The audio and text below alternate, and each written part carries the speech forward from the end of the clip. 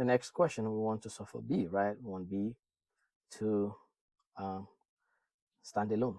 All right, now remember, this is distribution, right?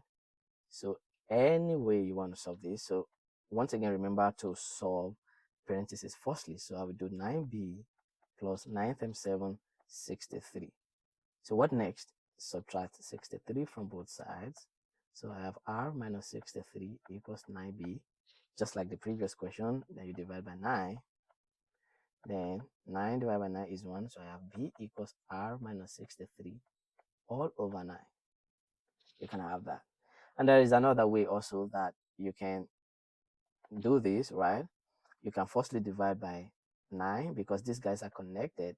This guy, 9 and b plus 7 are connected by product. So you can firstly divide both sides by 9. Then you have b plus 7. Then you subtract 7 from both sides. So you have b equals r over 9 minus 7. This is another way. And from here, you can get a, right? Whenever you have r minus, you have two terms and you have something at the denominator, you can distribute. This is something as r over 9 minus 63 over 9. So you have b equals r over 9 minus 63 over 9 is 7. So this and this, they are both correct. All right, I believe you enjoy this concept, and we will solve question 30 in the next video.